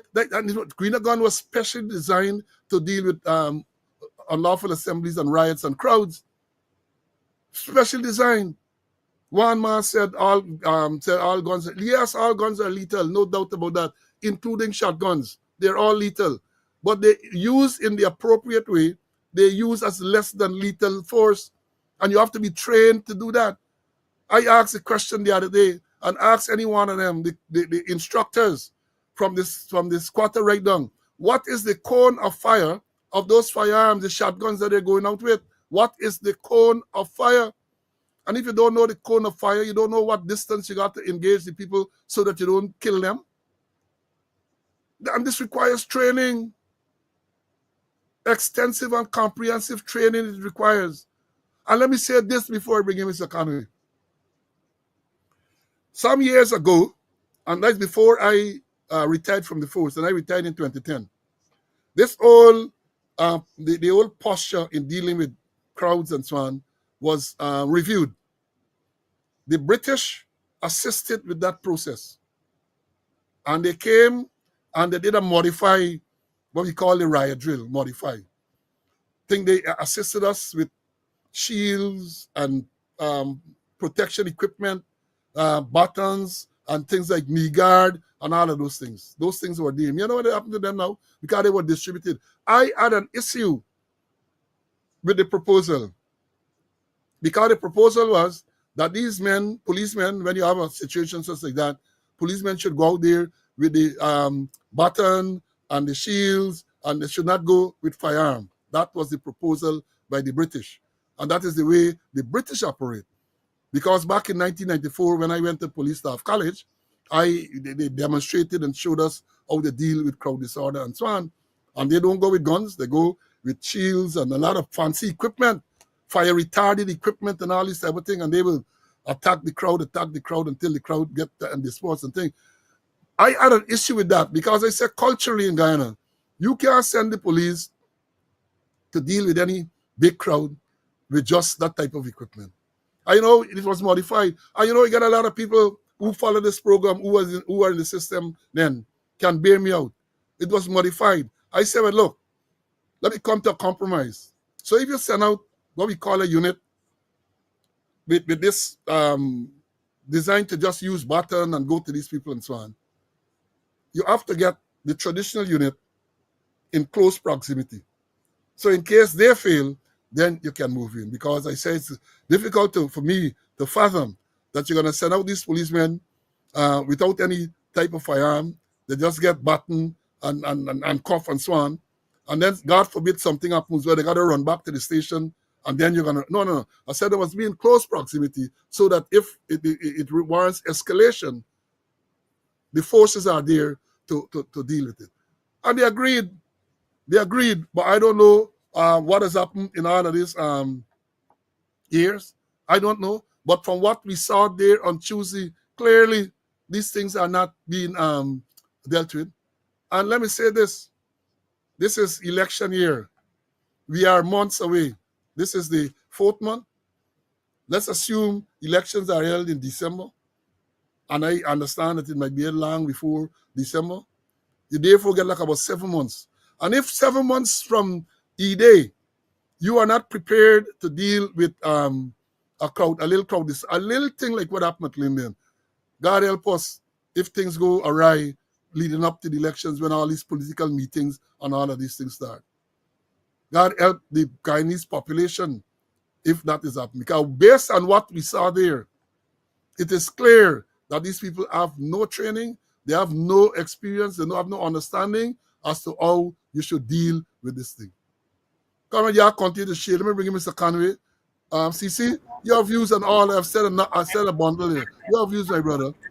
All right, I agree with you, but let me try to put things in some real context.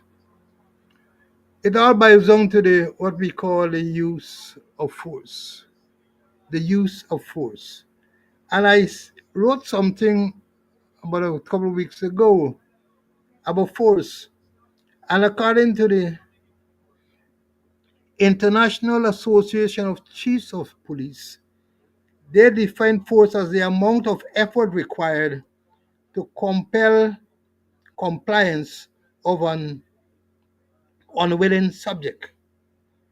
And in terms of excessive force, they say the application of an amount and or frequency of force greater than required to compel compliance from an unwilling subject. And the force we're talking about, it could be physical, it could be chemical, it could be electronic, it could be impact, or it could be firearm, as what was used at Linden. But with all of this, we got to take stock, or we got to get allowance that the police are forced at times to make split second judgment in circumstances that are tense, uncertain, and rapidly evolving about the amount of force necessary in the circumstances. And it's all by long to what we call reasonableness. Was your force reasonable? And if your force is reasonable, you will protect yourself, you will protect the organization, you protect the community, and you protect the subject. So the thing is that the use of force has got to be reasonable.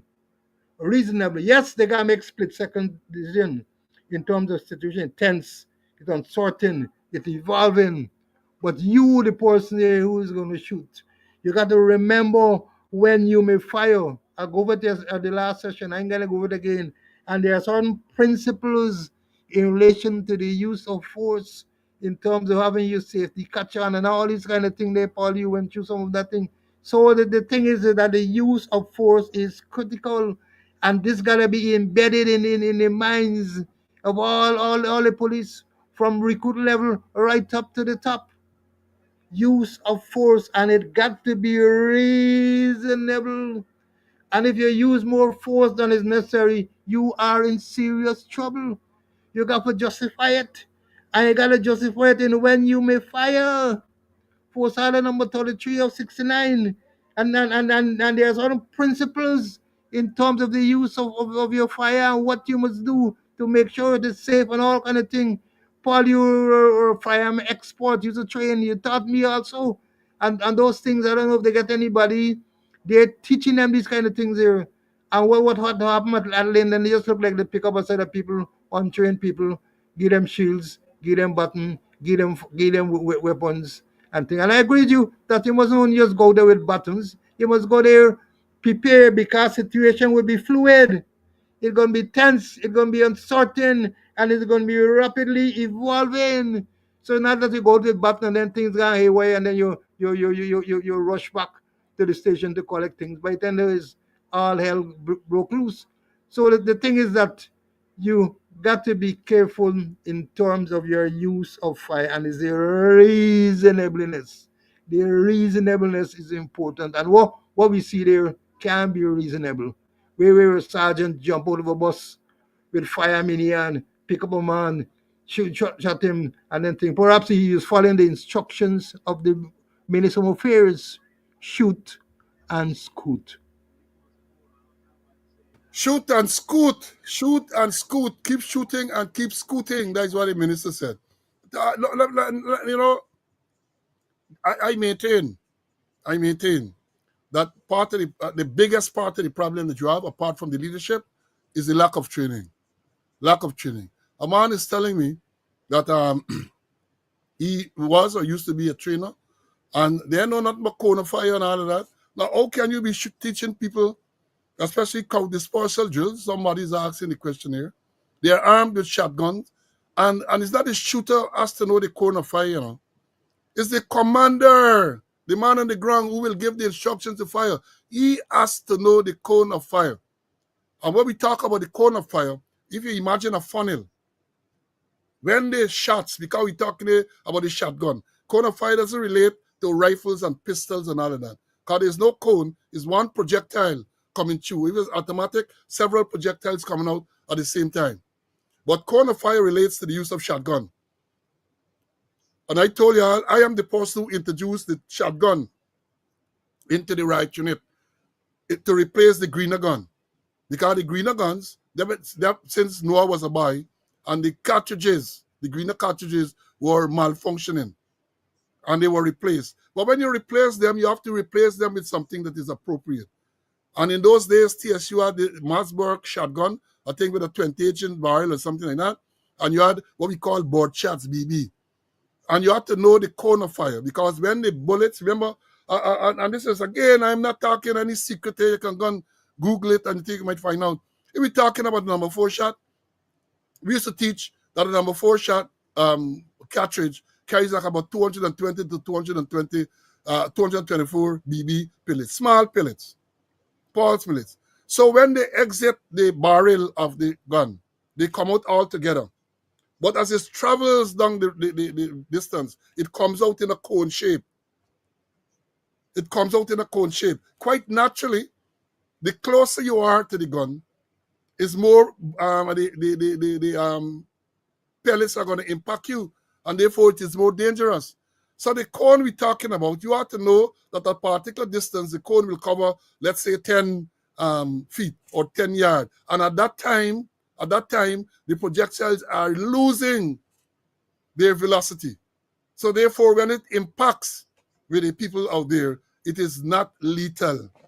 Just maybe sting them, penetrate the skin, and all of that. These are things that have to be taught. You can't be sending people. And I have a strong suspicion, and based on what I've seen, they're just picking up any cartridge and going out to deal with crowd disorder. We saw that in 2012, and from the injuries that I saw, this man, Dan had, can be board shots he was shot with. They just pick up any cartridge, and they go out there, and they end up killing the man. And I say this to say to you too, that if you're going to have shotguns to deal with crowd disorder. That is a must. You have to have that. You have got to identify those firearms. You have got to identify the ammunition to be used in those shotguns. You can't just, when something happens, randomly pick up any cartridge and then you're out there killing people. And I suspect that is what happened there on Tuesday. I suspect that is what happened on Tuesday.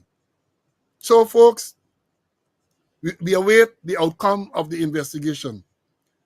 The president is reported to have said that RSS, and they always left out the vowel, will come to assist with the investigation. I think somebody said they come to conduct. And I said, well, what authority would the RSS have to come to Guyana to say they're conducting an investigation? And we have bad experience with the RSS and the competence to conduct. Remember the Henry boys thing they came to?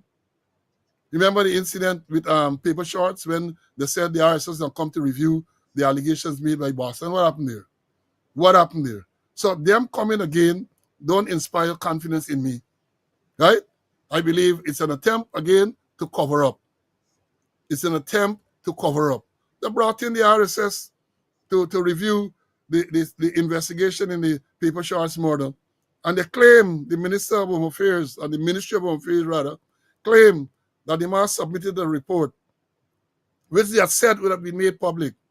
Up to now, they gave us excerpts of the report, and then they claim some man who was former Scotland Yard, some retired Scotland Yard man, he's the person who come to review this thing and all of that.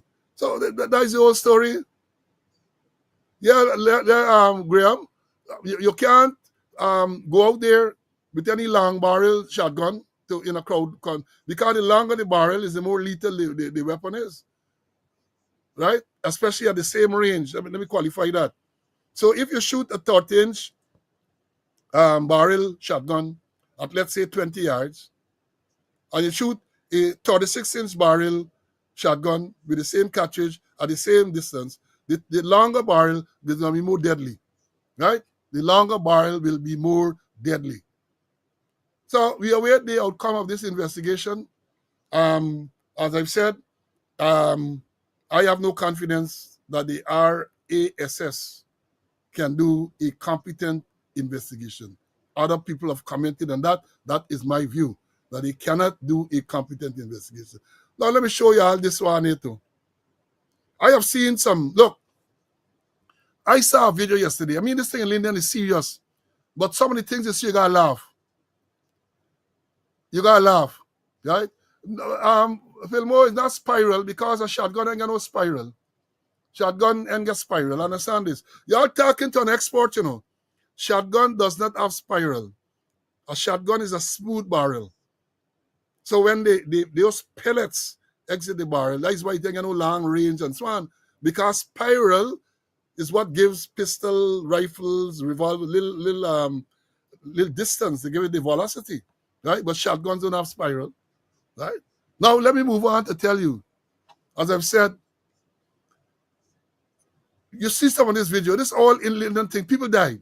And it's not something really you should be laughing at, because people died. But yesterday I saw a video. I don't have it here to show you, but I'm sure many of you would have seen it, where the police vehicle driving down the road in Linden, one of their colleagues with a shield, the man running to the vehicle, because some people buys what they pelting at them. Buddy, this policeman turned a stunt man. The man abandoned the shield and the man plunged through the driver's side window of this moving vehicle. I had to play this thing. This man got talent. The man run, they drop his shield when the people close in on them and the vehicle driving. And this policeman jumped through the driver's side window into the vehicle. And as I say, serious, but how it was done, you have to laugh. The next thing that caused me to laugh, this was Tuesday. I'm going to show you all this one. Look, I know if it's the same shield, but this is one of the protesters. One of the protesters protecting himself. That's the police shield that they had there. And like they abandoned the shield, and the man protected the man posing with the shield. I tell you all, it was a fiasco out there on Tuesday. no leadership, none whatsoever. And then the squatter, I understand, in a WhatsApp group, post picture of the injured officer, and well, to show that police was injured. Now tell me this, how you in a situation like that get into the so close that you can be injured with by brick? No tactical experience and advantage. First of all, they're going out there with shield. The officer and them and get protective equipment. That's the first thing. They don't have protective equipment. So you're going out there without protective equipment. You go out there now without protective equipment and you're getting into missile range. Any missile got to be ballistic missile. You can't get into no range where people can pelt a brick or bottle or some and injure you. Again, I say lack of training, absolute lack of training. Apart from the no helmet, you got to maintain a safe distance. You can't be in a brick range. You cannot be in brick range. So I hope they take this thing in the right spirit and they review the old training that is going on, if any is going on at the time. And let me say this before I close. Let me say this before I close this part. Right? They have a lot of people around, not me, got a lot of people in Guyana who get the experience, who have the knowledge, who can teach, who can assist in teaching them some of these things. A lot of people. But they confine themselves to people within a small circle, and them within the small circle, more of them mixed with goat. They don't understand what's going on. They don't understand, but they're keeping it there in that small circle. In that small circle, they're keeping it. Well, you have the people with the knowledge and the experience around. Knowledge and experience. Let me bring in Mr. Conway if he wants to say anything more on this issue of Linden before we move on. Do you see anything more you want to say on this Linden issue? I, I, I agree with you, lack of training. And then we ask, when last they had the right training, when last? I know sometimes we used to use the sports club and fill up the place with recruiters, protesters, get them being properly briefed and all that kind of thing there. And then they end up at the Timmy rifle range. When last them kind of thing happen?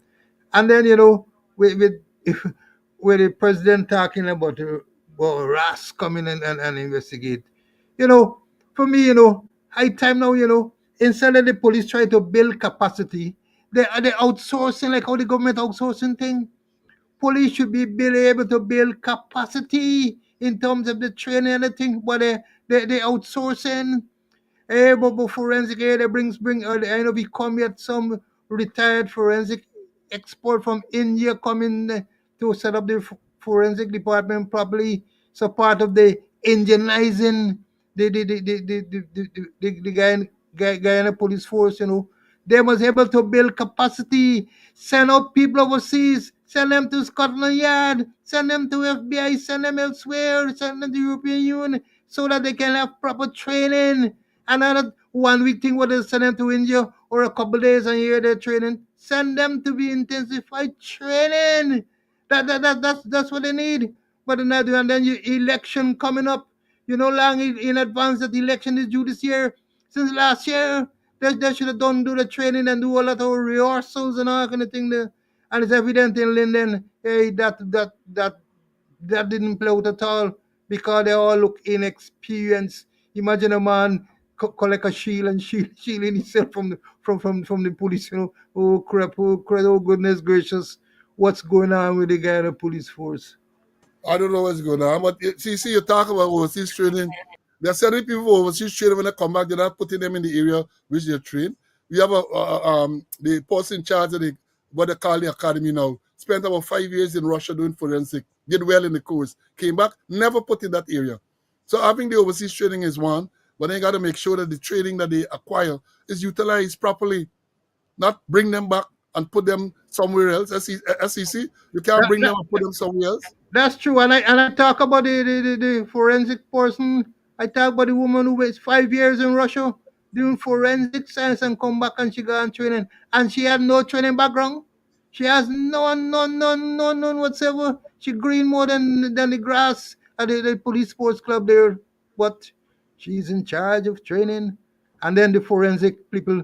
I can't remember last I hear they pick up something at the scene of some crime and do some forensic work there and link somebody with it. Lockout Theory Exchange telling you that the perpetrator going to carry something, or he going to left something, or something from the perpetrator will pass on to the victim. But no, they're not utilizing in people there. They got big forensic science lab. I don't know what they're doing. I can't even last a year that something come out of the forensic lab that links something to some criminal. That even in the ballistics, you're hearing that, hey, this weapon, this cartridge that we find, um, match the same, shoot from the same weapon at another scene and them kind of thing. So it's different guns being used all the time. I don't want to believe it's different guns being used all the time. That they're not doing any kind of forensic work, none whatsoever. And here's it: you have a woman 5 years in Russia, qualified, and here she did exceedingly well, and they're between four walls, so she's doing training. And not forensic training, not forensic training. Now let me say this. I can label this thing, but I see a comment here from Ama Filmo, follow me 87. But we're talking about them what you're talking about there. You're coming right into my alley, right? We're talking about spiral and all this type of thing. That must be hobby. Rifle shooting. Still get me target rifles and all of these things. I have shot throughout the Caribbean and in the UK and so on, right? So I ain't gonna go into all them details, but them what you're talking about there now, some of those things don't hold true now. Because when you talk about the what you say about the spirals and so on, now it has to do with the twist. You have one in 10, one in 12, one in 14, and depending on what range you're firing at. Long ago, you used to use a particular time to fire at 9,000 yards. Now, the rifles that they're making for target rifle and the twist that they're putting in them, you can shoot right through from 3 right up to 1,000 yards. So it's more complicated than that, my brother. It is more complicated than that. And I suspect that unless you're involved actively in the shooting arrangement, sport shooting, you're not going to understand some of these things. I'm trying to knock you, but I'm just saying it is far more scientific and complicated than that now, right? Long ago, they talk about the rear lock, and now you know rear lock, like the old time 303, and now it's no.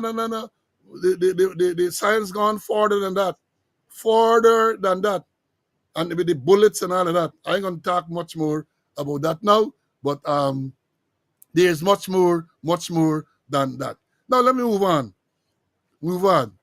Minister Ben at it again. Roosevelt can't help himself. Yesterday, the man went to open the the fire service had opening there, and Roosevelt turned up, and he said, let me read it quick. It doesn't all along one page. Minister of Home Affairs Minister slams fire service over firefighting posture. This is New Source Garden Mosley. Minister of Home Affairs Roosevelt lashed out on the Guyana Fire Service today, that is yesterday, criticizing its firefighting posture, especially with regards to recent fires and in instances where he believes damage could have been minimized. Addressing the opening segment of the Guyana Fire Service Senior Officers Conference this morning, Minister Ben said while the government has been investing heavily in resources for the service, those resources mean nothing if they are not properly used. Mr. Ben, who himself has recently been accused of micromanaging firefighters at fire scene, told the conference that too often he would arrive on the fire scene and find no one in command and everyone doing their own thing. He said on certain scenes, firefighters are not wearing their uniform, helmets are not properly clipped, and flame hoods and gloves are not being worn. And the quote here now was saying, I don't want to go to the fire scene and see the leading persons don't have on proper uniform, not prepared, confused as the rest, and walking around with bottles of water in their hands to drink their own water, while the men going into the fire don't have water. I don't want that. He said the top brass of the fire service must take responsibility and ensure that their firefighters are well prepared when going out in the field. Quote again, So the problem again is we have our leadership and the command structure working in a more improved and efficient manner. The Guyana Fire Service, by my last check-in, is still a disciplined service. If they are not disciplined, if the person who is ill-disciplined is your friend, family, or macho man, he has to get out of the service. He said some other things and so on, but Ben did it again. He telling them about equipment and all this everything. Those are operational matters. What did the fire chief? He and see that the men either going out there, they don't have proper equipment and so on. And let me tell you this from my knowledge back the as opposed to the TSU back in the year, when there's a fire, a major fire, TSU have to go there to give crowds to deal with the crowd and so on. And the firemen, even back then, none of them come in civilian clothes, some of them are off duty. Because in those days, when there was a major fire, the sirens that were located at Albertung, Brickdam, and Rhineville Police Station, I think they had one at North East Penitence too, right? East Penitence Police Station there. They will go off, signaling that there was an emergency. And the uniformed people, all members of the discipline service are required to report to base. In many cases, some of the firemen will go from home straight to the fire scene. I was told that there are some people too who would take home certain fire equipment, certain ranks, so that if there was a fire, they can go from their residence straight to the fire scene. I understand in recent years that was stopped. That was stopped. So if you are off duty or home and you're a fire and you want to be properly equipped, as the minister is suggesting, you have to perhaps go to a fire station, collect those things, and then go. That is what we understand. So those are the things that the minister should look into. Them things they should be looking into. But to tell the people about water, what they have to do with it? Men walking around with water in their hand. I mean, this thing, they look confused as the rest and walking around with bottles of water in their hands to drink their own water, while the men going into the fire don't have water. They don't even have water to out the fire. The men don't have water. We have seen that numerous occasions. They don't have water to out the fire. So I don't know. This minister, it's time you take a rest, Robeson. It's time you take a rest. Right? Time you take a rest. Let me bring in Mr. Conway. How we doing for time? Oh, we got. Let me hear your comment on that, and then I'm gonna.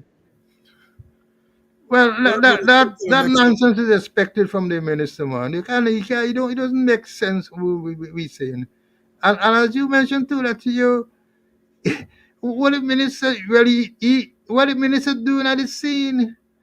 He's not no fireman, and I always gotta go back to Cumberbatch. The things that Cumberbatch said about the minister, the thing that he go in there and give instructions that we telling people, you know, the more I listen to him, the more I listen to him, the more I want to. Why the minister still there? Why is he still there? Man, let me really come off Robson better. Let me call Mr. Robeson. I made a post yesterday on social media, and I quoted as part of what he said, and I'm inviting the fireman Neville Cumberbatch, who came out and roasted him on two occasions not so long ago, following the fire at Mays, and then after one Saturday, and he came back the Wednesday. Neville come out and address what Minister been talking about, because I have a sneaking suspicion that the comment he made about discipline, right? He said when the Guyana Fire Service by my last checking is still a disciplined service. If they are not disciplined, if the person who is ill-disciplined is your friend, family, or macho man, he has to get out of the service. Neville, I believe it's you that is directed to, and you should make a comment. You did 2 lives. I believe you should make another live to address this statement by the minister. Now let me move on quickly, because there's a matter I wanted to deal with, but I'm gonna get the time. 4 persons. The other thing here, where they say on the 4th, Kanu reporting, not Kanu, Soku reporting that 4 persons have been arrested over 60 million in cash and gold have been seized by the Special Organized Crime Unit The unit in a statement Thursday night, is last Thursday, said that a major intelligence-led operation, joint operation, successfully intercepted an alleged gold smuggling attempt.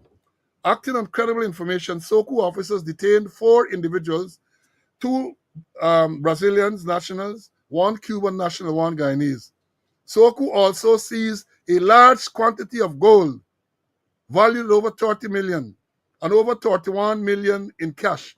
Well, that set off my alarm immediately. That set off my alarm. They said they seized a large quantity of gold valued at over $30 million. Why we are near about the weight of this gold, man? Why, if you know the value, how did you arrive at the value if you did not weigh the gold? And if you did, why you're not telling people it's so much kilograms, so much ounces, whatever it is, pennyweight, whatever it is? I smell the kunks there right away. I smelled it because here you're telling us that you seized a large quantity of gold, value at over 30 million. How do you know the value of the gold if it was not weighed? And if it was weighed, why are you not saying in the release, what is the weight? And then they go on to say, and over 31 million. Hey, you know, let me tell you something. When you do the statement analysis, you have got to smile, you know. And over $31 million in cash. Why you all didn't count the cash? Did you not count the cash so you can give us an exact figure? You're telling about a large quantity of gold. You put a value to it, and then you're telling me what over 31 million. I smell kungs. I smell kungs. Right? In case you all ever know it's kungs, I smell shit. Right? Attempt to cover up. Salawala. Disingenuous people. How do you know the value of the gold if you did not weigh it? And if you weighed it, why you're not telling us what is the weight? Then you're telling us about what large quantity. What you say about cash? Over $31 million in cash. I ain't taking that. None of me youth officers could have come to you them to have a crap though. You gotta tell me so much dollars, so much sense. And in many cases, if it's thing, you gotta give breakdown by denomination. Breakdown by denomination. Let me bring in CCA, man. And then we're gonna CC come and give me your closing, and then we're gonna tell you about looking forward. CC? Okay. I know it's over 20, like you don't know it's over $21 million. I don't know. Is it? I don't know it's over 21. And then gold, you're talking about ounce, you're talking about pennyweight, you're talking about grains. And talking about that, you talk about Jackie Opel and stand at a certain gold miner. They found two unlicensed firearms at his home in Essequibo there. You ain't hearing nothing about it. Hey, Jackie Opel torn up there. Two licensed firearm at his home. No publication, no nothing. Jackie Opel. And then Paul, I want to get back to this shooting, and they got to do investigation. And I want to leave this quote with them because two murders you're investigating. And this is what I got from my manual when I did management of that investigation, FBI. And here's what they say. And this was in our manual. Manual, I think, about 2,000 something pages. And in the front page, the very front page, in bold letters. And this was our team. And this is why it's so instill in my homicide investigators. Whether You said investigating the downloading suicide. downloading the thing. I said let me it take a little long for download, but the thing that you would normally read, while you're reading it, it taking Yeah, some time to whether you're download. Go ahead. investigating a suicide, a homicide, accident, natural, or undetermined. Here's what it says. No greater honor will ever be bestowed on an officer or a more profound, beautiful. Thank you, man. That could depend on you for things. Let me read it. No greater honor will ever be bestowed on an officer or a more profound duty imposed on him than when he's entrusted with the investigation of the death of a human being. It is his duty to find the facts, regardless of color or creed, without prejudice, and let no power on earth deter him from presenting these facts to the court without regards to personality. So please, the investigator, know what to for cop up. You're dealing with the death of a human being, or the death of two persons who get brothers, who get sisters. I think one of them get a child, mothers and everything there. And please make sure that one, I think one get four children, and please ensure that you do a proper investigation. And let me read it again, all it's up there. No greater honor will ever be bestowed on an officer or a more profound duty imposed on him than when he's entrusted with the investigation of the death of a human being. It is his duty to find the facts, regardless of color or creed, without prejudice, and let no power on earth deter him from presenting the facts to the court without regards to post. This is what they instill in us. This is what they instill in us. And this is why I used to instill in my investigators. And I had good investigators like Charles Allen, like Marlon, like like Marlon Chapman, like Armstrong, like Walters and others there. Those were excellent subdivisional divisional detectives. We call them DDO, but perhaps them they're a dying breed. They ain't get people like them anymore. So please, please, please, who is it to investigate, including if the rats come? This is what I want to leave with them. And in closing, I must say that I have much more to say about the financing, the irregularity.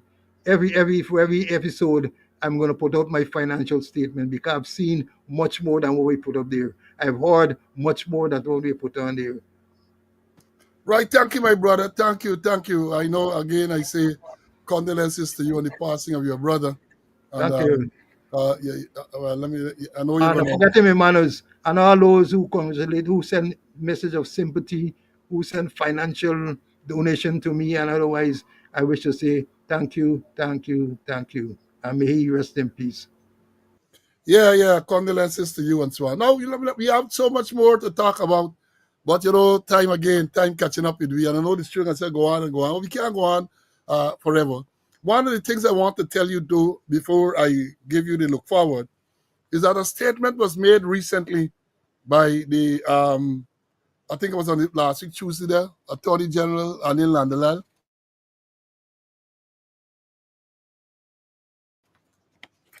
We gotta get time to analyze this statement. But then the president too, I think it was last Sunday, the president was at Canal number 2. And the president talking about the FBI assisting in the investigation of Paper Shards murder. That's what the president is alleged to have reported to the people here. Right? And Nandalal made some statements. Let me tell you what the president said about FBI. We're gonna go into it in detail, right? In addition to having the Caribbean, the RSS review files by local investigators, President Ali said the FBI is now poised to provide more information. Quote, when we then took an important piece of evidence and we sent that piece of evidence to the FBI. The FBI is doing their investigation. Some aspect is coming back. From what I'm advised by the police, there will be additional questioning that is required, and that is a process. I don't get involved in that. But let me tell you this. Interesting that they're talking now about the FBI. Interesting. But what I know, and there is not now, Paper Charles was killed till 2021, right? The cameras outside the state house and all them things, they didn't walk in to pick up who was involved. There was one image, a very blurred image, a black and white image, seems to have come from Palm Court or somewhere there. And my information from long now is that is the image. That is the piece of evidence that they sent to the FBI to see if they can enhance the image to identify who these perpetrators were. Since then, so they're coming now and tell you all sort of crap to where you believe that something. No, FBI, that's the extent of the FBI's involvement. That is my information since then. The extent of the involvement of the Federal Bureau of Investigation of the United States is to enhance that CCTV footage which caught the shooting outside Palm Court on that fateful night. So when the president comes in Sunday and tells about FBI involved, if you want to bring FBI, we have been saying FBI should come. FBI should come, and not only to deal with that, right? FBI should come to deal with other matters as well. right? You get the allegation against the vice president. Y'all remember that? The allegation against the vice president, we talking about the Sugate. Why did you not send for FBI then? Right? Why did you not send for FBI? I'm trying to find this thing for y'all your therapy and everything at the same time. Right? Is this it? Let me see if this is The it. darker you are, the lower you are on the index. The developed countries hardly ever get on this index. And they have more institutional corruption, in my view. What about within your government? Do you accept bribes? No, I don't. We've spoken to a number of Chinese business people in Guyana who said that you do accept bribes, and they've said that, in fact, it's the only way to get business done. Yeah, well, I can't comment on that. You can just sit there and fabricate that. Unless you say who the person is, I can't comment on anonymous people. Okay, well, let's talk about specific individuals. What is your relationship with Mr. Su Zhirong? Su. Oh, Su. My relationship? Nothing. He's a tenant in my place, yeah. And he's a good friend of yours? Yes, yes, he is a friend of ours. He claims that through his very close relationship with you, that he's able to get any deal done. Well, I don't. Ooh, Sue, let the FBI come. Let them investigate that too. Because I think that interview was around the same time of the paper shots killing. Bring them to investigate Linden. Right? You didn't bring them to investigate the Henry boy's murder. Yes, I agree. FBI or some other credible, competent investigative agency should come to deal with it. But you bring RASS you bring. And then you're telling people about evidence. My information long now I had this thing. That the CCTV footage that was found, was discovered at the shooting, was sent to the FBI for them to enhance, because it's very blurry.